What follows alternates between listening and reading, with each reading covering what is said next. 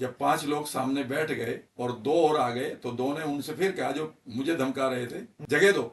उसने कहा ठीक है भाई साहब ले लो। तो मुझे उस दिन पता चल गया था कि people have all the resources, लोगों के पास सारे रिसोर्सेज हैं सुधरने के लिए भी। सवाल यह है कि वो परिवेश उन्हें मिला नहीं मिला। तो कई बार मजाक में मैं कहता हूँ ना कि लट्स थेरेपी बहुत बढ़िया थेरेपी हो जाती है। कई बार आप कह रहे कि नहीं ये दूसरा मैं उससे मैं उसके साथ रिलेशनशिप में हूँ, अपने से है, कहता नहीं अपने से तो हूँ ही नहीं, फिर दूसरे से कैसे। कई बार लोग मुझे कहते हैं ना आप गुटका चबाए रहते हैं सर आई लव यू, मैंने कहा पहले अपने आप को कर ले। वो कोई सा एक आदमी दिखा देता है, बिल्कुल आप देख लेते हैं कि अगर वो प्यार करते हुए रिश्ता शुरू करते हुए आपकी कहते ही कॉल उठा रहा है और अब 3 महीने से आप एक या 6 महीने से रिलेशनशिप में, अब वो आपके 5 बार भी मिस कॉल अवॉइड कर रहा, तो पैटर्न तो सामने आ रहे हैं। तो याद रखिए कई बार हमें किसी को पाने की जो लालसा है, बस उसको पाने तक ही लालसा है, वो रखने की नहीं है। जिस तरह से पैसा भी, पैसे के साथ भी तो ये रिलेशनशिप है। Correct. जब तक आप कमाते नहीं तो पूरी मेहनत करते और जिस दिन आने लगेगा आप बर्बाद करना पहले शुरू कर दोगे। अक्सर आप देखेंगे कि बहुत सारी कपल्स ऐसे मिलेंगे जो आपको एक बात कहेंगे, यार ये शादी से पहले बंदा बहुत बढ़िया था। बिल्कुल ऐसा ही। अब मेरी बड़ी केयर करता था, मेरी बड़ी बात सुनता था, उसके बाद तो ये बिल्कुल उल्टा निकला। असलियत में ये उल्टा ही था।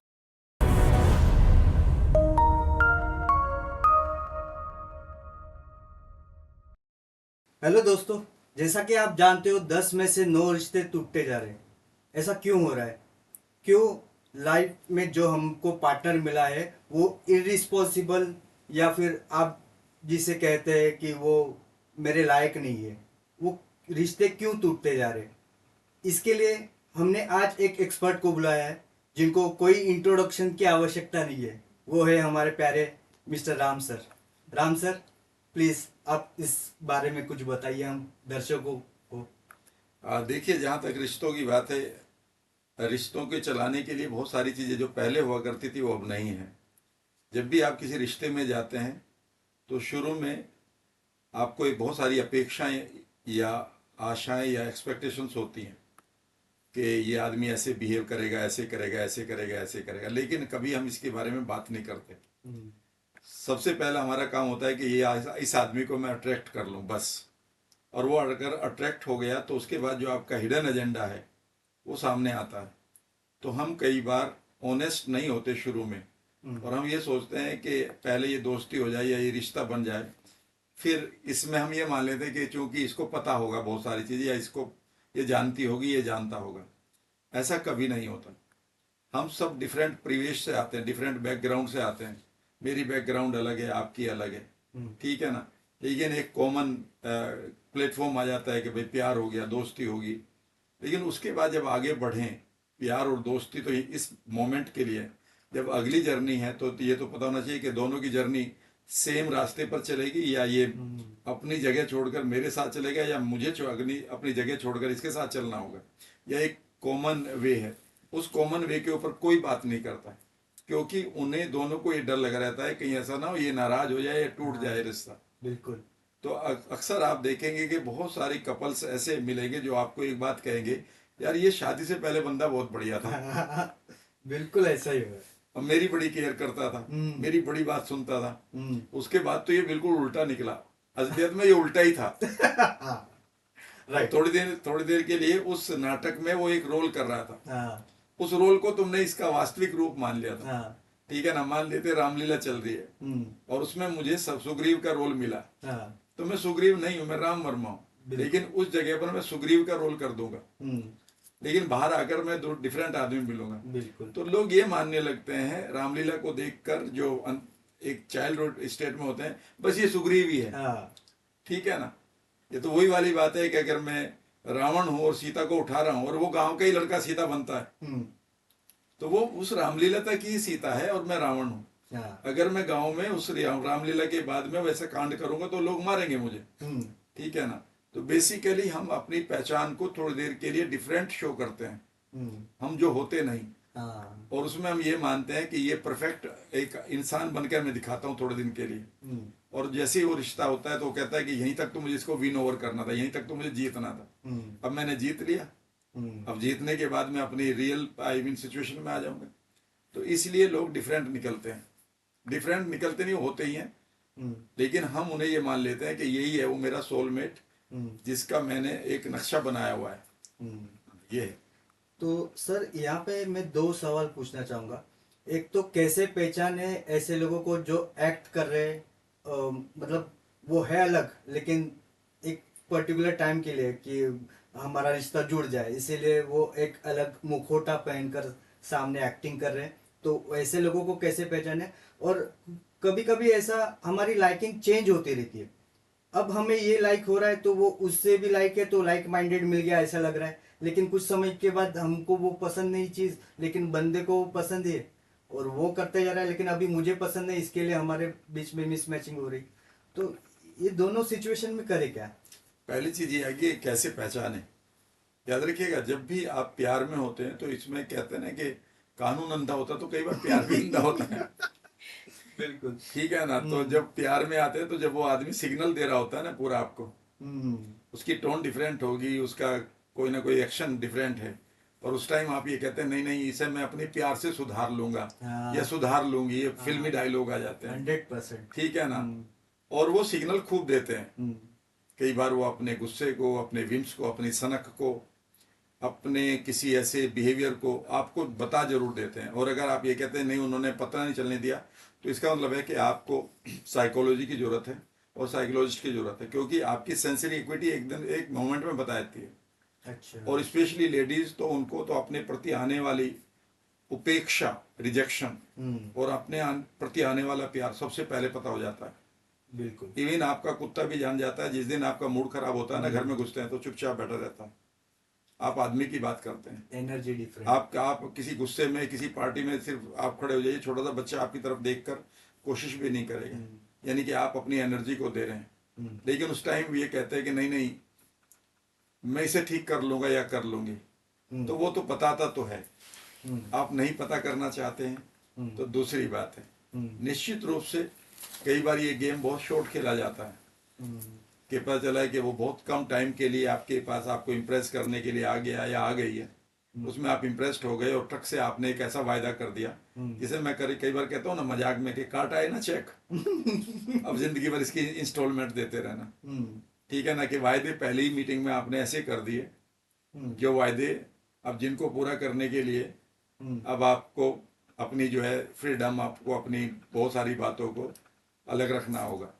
ठीक है ना, दूसरी बात ये होती है कि जब तक हमारे पास एक पर्सनालिटी होती है, पर्सनालिटी का मतलब ये होता है कि जब तक कोई चीज नहीं मिलती है, ह्यूमन बिहेवियर है ये, जब तक कोई चीज नहीं मिलती है तो उसे पाने की लालसा रहती है, और उसे पाने का एक तरह से हमारे अंदर एक विशेष प्रकार का जज्बा रहता है। अभी मैं कल रात एक लेडी से बात कर रहा था, उन्होंने कहा था कि मैं एक आदमी को अपनी तरफ अट्रैक्ट करना चाहती हूँ, और अगर वो नहीं होगा ना तो ये मेरे लिए जीवन मरने का सवाल हो गया। और मैं उसे समझा रहा था कि इससे आपकी सारी की सारी लाइफ खराब हो सकती है। बिल्कुल। ये सिर्फ तुम्हारा एक बचपना है, एक बच्चे की तरह है कि मुझे ये टॉफी जरूर चाहिए, खिलौना चाहिए। ये खिलौना चाहिए, और खोने मिलने के बाद उस खिलौने को फेंक कहाँ देते पड़ा कोई पता है। बिल्कुल एग्जैक्टली यही हम सब करते हैं कि जब तक कोई चीज नहीं मिलती वो हमारे लिए लाख की है, और मिल गई तो फिर हम उसको जो बाइक बाइक दो पापा बाइक दिलवाओ, और जिस दिन बाइक आ गई 3 महीने के बाद उसको आप कपड़ा भी नहीं मार रहे हो। ठीक है ना, आपने देखा होगा घरों के सामने सबके यहाँ एक एक साइकिल खड़ी होती है। ठीक है ना, जो पहले दिन खरीदी थी तो ये सब चलाया करूंगा और मैं फिर हीरो बनूंगा और ये होऊंगा, और रोज उसके साफ बाद कर देंगे। हाँ, और उसके बाद वो साइकिल बाहर पड़ी हुई है। हाँ। ठीक है ना, ये सबके पास देते, मेरे पास भी यही। बिल्कुल। तो याद रखिए, कई बार हमें किसी को पाने की जो लालसा है, बस उसको पाने तक ही लालसा है, वो रखने की नहीं है।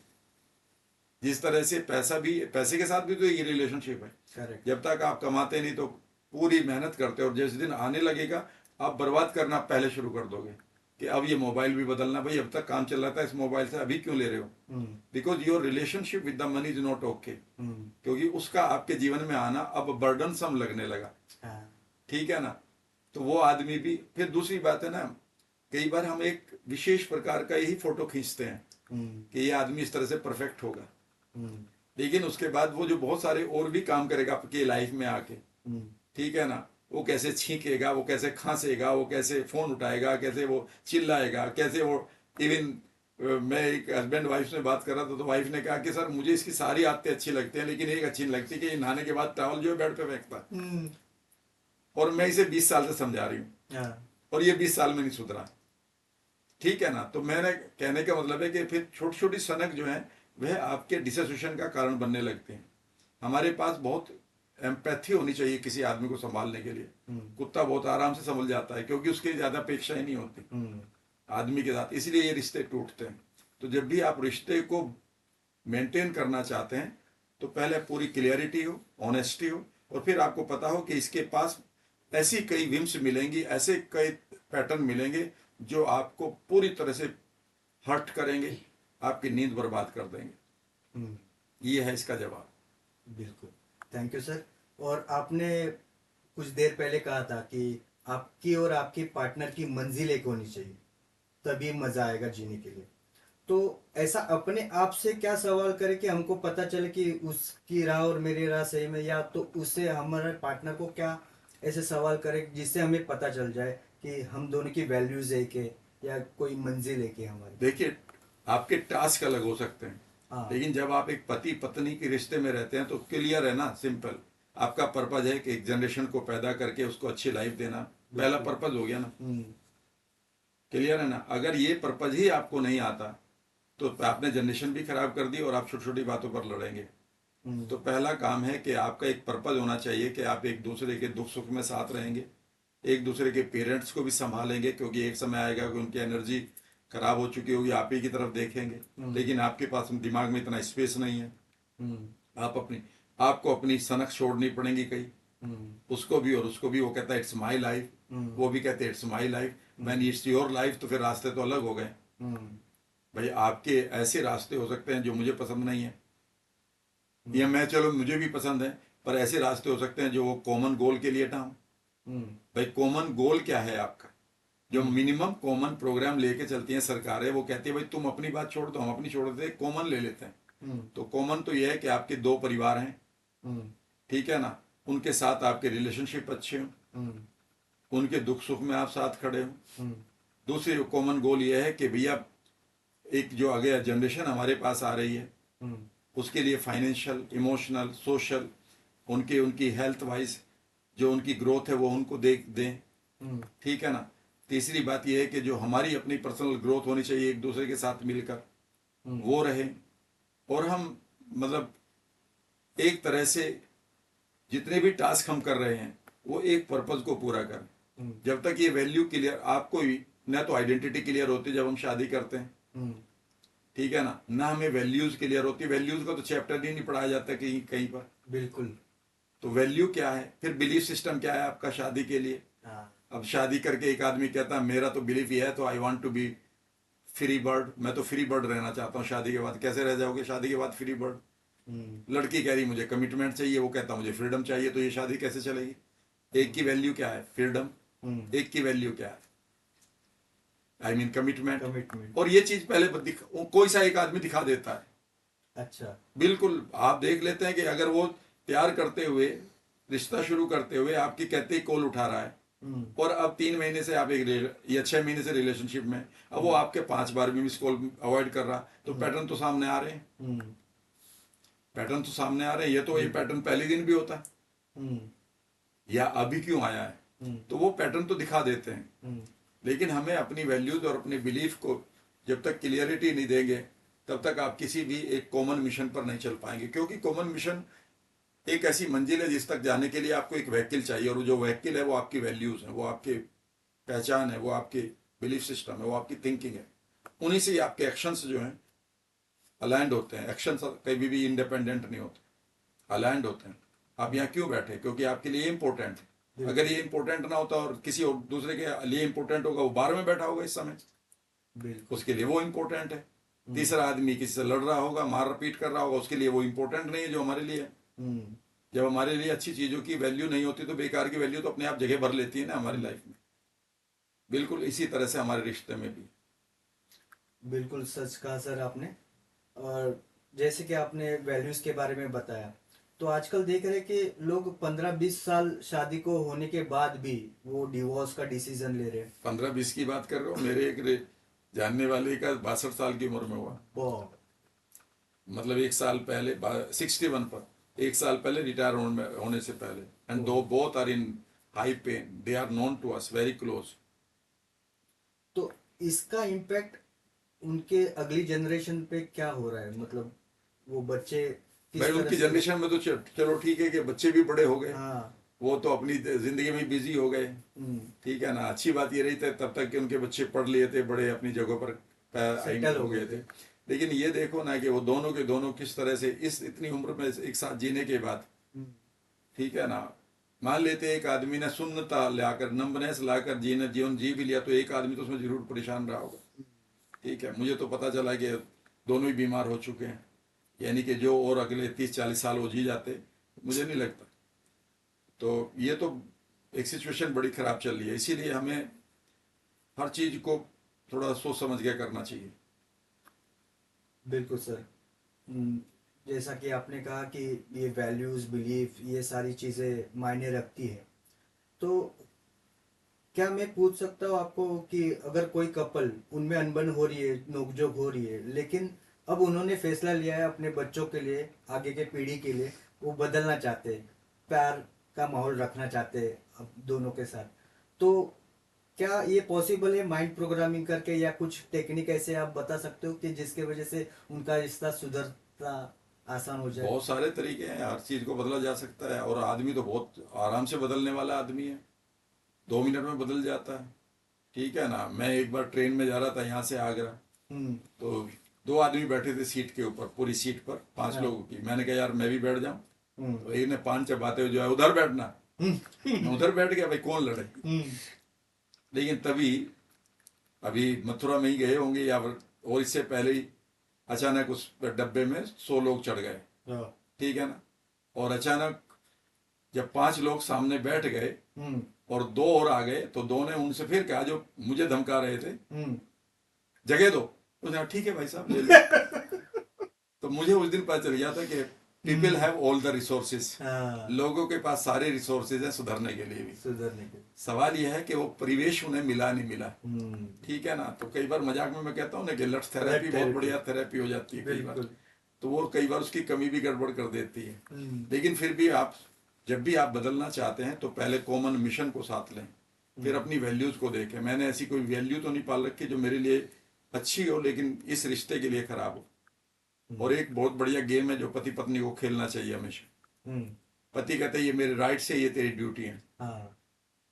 मेरे राइट्स ये हैं और तेरे ड्यूटी है, तो इस हम्म। काम को कर, ये मेरे राइट्स हैं। हम्म। फिर वाइफ कहती है ये मेरे राइट्स हैं, ये तेरी ड्यूटी है। इस हम्म। गेम को उल्टा कर दो दोनों, हम्म। कि आज से सोचे कि मैं पति हूं, तो मेरी पत्नी के प्रति मेरी क्या ड्यूटीज हैं हम्म। और उसके क्या राइट्स हैं, हम्म। और उन राइट्स को ले ना ले पर उसके राइट है ये। हम्म। ठीक है ना, हम्म। और वाइफ भी ये सोचे कि ये मेरी ड्यूटी क्या है इस रिश्ते को बचाने के लिए, और इस आदमी के क्या राइट है। हम्म। ये ले रहा नहीं ले रहा दूसरी बात है। हम्म। गड़बड़ तब होती है जब हमारे पास एक तरह से एक नई सोच आ जाती है कि मेरे राइट्स क्या हैं। बिल्कुल। जब भी आप देखेगा, जब भी आप राइट्स की बात करेंगे तभी आप दुखी होने शुरू हो जाएंगे, क्योंकि हाँ। आपके राइट्स को दूसरा आदमी अपनी ड्यूटी से पूरा कर ही नहीं पाएगा कभी, क्योंकि वो तो आपकी सनक है, राइट कहाँ है। बिल्कुल। तो सनक सनक को कौन पूरा करे। आप भाई ये इतना सा काम करना है कि आप अपने राइट को नहीं, ड्यूटीज को सोचे, सामने वाले के राइट क्या है सोच ले। भाई मेरे पार्टिसिपेंट उनके कुछ राइट्स है ना मेरे लिए हाँ। इस रिश्ते में, हम्म। तो मेरी कोई ड्यूटी है। हाँ। ठीक है ना, लेकिन जब मैं उनको सलाह देता हूँ तो मैं डांटता भी हूँ, ये मेरा राइट है बिल्कुल। और ये उनकी ड्यूटी है कि मुझे उसको फॉलो करें। हाँ। तो रिश्ता जब भी तो चलेगा ना जब उसकी मर्यादाएं क्लियर होंगी। रिश्ता कभी 3 डायमेंशनल नहीं होता, वो मर्यादित होता है, टेंजिबल इंटेंजिबल, और तुम्हें फर्क जानना होगा। हाँ। वह एक कोई वस्तु नहीं है, हम्म। वह एक मर्यादा मात्र है। हम्म। मर्यादा का मतलब है कि सिर्फ सोच, रेस्पेक्ट, प्यार, कंपैशन, एम्पैथी, अगर ये इनका कॉकटेल बना हुआ है तो चलेगा, नहीं तो नहीं चलेगा। बिल्कुल सच कहा सर आपने। और कुछ देर पहले आपने कहा कि आप जब झगड़ रहे हैं तो आपने उसके चेहरे को एक एंकर बना लिया है, तो इसका मतलब क्या है सर? वो रूम में भी झगड़ रहे हैं, घर में भी झगड़ रहे हैं, तो ये। जब भी आप किसी भी एक विशेष अवस्था में जाते हैं हम्म। तो उसका वो चीज़ें आपकी ट्रिगर बन जाती हैं। जैसे आप किसी रेस्टोरेंट में जाते हैं और वहाँ पर खाना खाते हैं, तो अगली बार जैसे ही वो रेस्टोरेंट दिखाई देगा तो आपको भूख लगनी शुरू हो जाएगी। पैवलोव का सिद्धांत है ये। हाँ। तो जब आप पति पत्नी लड़ रहे हैं बेडरूम में, तो अब ये बेडरूम आपके लिए ना तो रोमांस की जगह रही और ना ही ये सोने की जगह रही, क्योंकि यह बेडरूम आपको क्या दिलाएगा, लड़ाई। लड़ाई। ठीक है ना, तो कई बार मैं कहता हूँ पति पत्नी से कि पार्क में जाकर या गली में आकर लड़ा करो, हम्म। तो कहते सर ये भी कोई बात है। मैंने कहा कम से कम तुम्हारा बेडरूम तो बचा रहेगा, घर तो बचा रहेगा। बिल्कुल। तो और जब आप लड़ते हैं तो वो चेहरा तो ट्रिगर वैसे ही हो जाता है, हाँ। फीलिंग तो खत्म ही हो जाती है। हम्म। ठीक है ना? तो ये चीजें समझनी चाहिए हमें, अपने उन चेहरों को के ट्रिगर को खराब नहीं करना चाहिए, हम्म। नहीं तो आप फिर प्यार नहीं कर पाएंगे उसको। हम्म। वो सिर्फ एक मैकेनिकल रिश्ता रह जाएगा। शेयरिंग द रूफ, प्रतिरोध से शुरू होगा, प्रतिशोध पर खत्म होगा। क्या बात बोली सर, लाजवाब। तो सर, ये प्रोग्राम को एंड करने के पहले दर्शकों को कुछ एक टिप जो बहुत ही इम्पोर्टेंट आपको लगती है लाइफ में रिश्ता बनाए रखने के लिए। रिश्ता नहीं होता वर्ड, रिलेटिंग होता, क्वालिटी ऑफ रिलेटिंग होती है। हम्म। और क्वालिटी ऑफ रिलेटिंग किसी आदमी पे डिपेंड नहीं करती है, डिपेंड करती है पहले अपने आप से, आप कैसे अपने आप से रिलेट करते हैं। हम्म।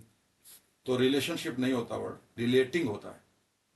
तो क्या क्वालिटी है रिलेटिंग की, और रिलेटिंग तभी आप कर पाएंगे दूसरों से जब पहले अपने आप से करेंगे। तभी आप पैसे से रिलेट करेंगे, तभी रिश्ते से, तभी पति से, तभी पत्नी से, तभी बच्चों से, तभी माता पिता से, तभी दुनिया से, हम्म। चीजों से, तभी तो रिलेट करेंगे जब वो रिलेटिंग की क्वालिटी आपकी अपनी क्लियर होगी। क्या आप कह रहे हैं कि नहीं ये दूसरा, मैं उससे मैं उसके साथ रिलेशनशिप में हूँ, अपने से है? कहता नहीं अपने से तो हूँ ही नहीं, हम्म। तो फिर दूसरे से कैसे? हम्म। कई बार लोग मुझे कहते हैं ना, आप गुटखा चबाए रहते हैं सर, आई लव यू। मैंने कहा पहले अपने आप को कर ले।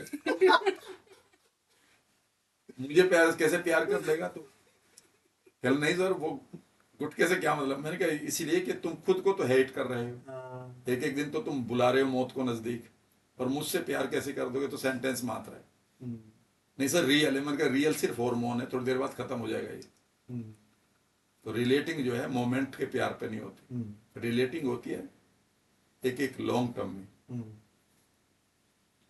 धन्यवाद सर, बहुत ही गहन और इम्पोर्टेंट बात कही है आपने। और मैं आई होप कि आपने ये सभी नोट्स बना लिए हैं, पॉइंट्स बना लिए हैं। और जिनकी भी शादियां हो चुकी है, प्लीज़ इसको दोबारा सुन के और सर ने जो जो टिप्स दिए वो अपनाए अपने लाइफ में। और जिनकी शादी नहीं हुई है वो अपने आप को रिलेट करना शुरू करे, ताकि वो एक अपना लाइफ माइंडेड पार्टनर चूज करे। और इसी तरह राम सर को धन्यवाद दर्शकों की तरफ से, थैंक यू। फिर मिलेंगे।